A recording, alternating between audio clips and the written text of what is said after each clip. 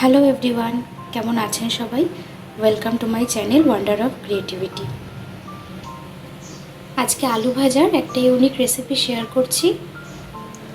খুব কম সময়ে ও হাতের কাছে থাকা ইনগ্রেডিয়েন্টস দিয়েই এটা বানানো যায়। তাহলে রেসিপিটা শুরু করা যাক। সর্ষের তেল দিয়ে দিচ্ছি। তেল গরম হলে দিয়ে দিচ্ছি শুকনো লঙ্কা। একটা শুকনো লঙ্কাকে ভেঙে নিয়েছি। দিচ্ছি অল্প গোটা জিরে, অল্প কালো সর্ষে আর অল্প কালো জিরে। সব ফোড়ন দেওয়া হয়ে গেলে এরপর আলুগুলো দিচ্ছি। আলুর তরকারি যেরকমভাবে আলু কাটে সেরকমভাবেই একদম ছোটো ছোটো করে আলু কেটে নেব। আলুটা কেটে ধুয়ে জলটা ঝরিয়ে রেখেছিলাম।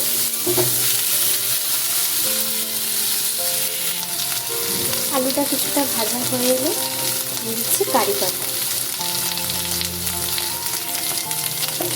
কারি পাতা আর কালো সর্ষে একসাথে দিলে ফ্লেভারটা অন্যরকম হয়। কারি পাতা দিয়ে কিছুক্ষণ ভেজে নেওয়ার পর নুন দিয়ে দিচ্ছি।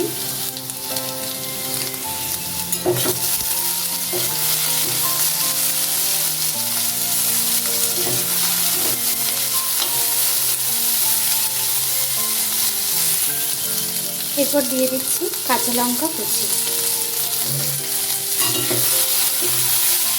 কাঁচা লঙ্কাটা মিডিয়াম সাইজের করে কেটে নিতে হবে।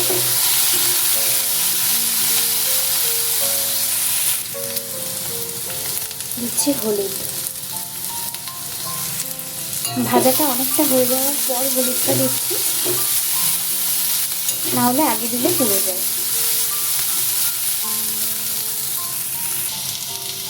আলুটা প্রপারলি সিদ্ধ হয়ে গেছে ভাজতে ভাজতে।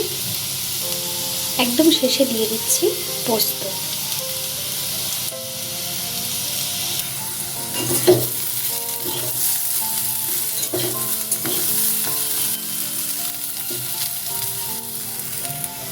পোস্ত দিলে এই আলু ভাজার স্বাদটা দ্বিগুণ বেড়ে যায়।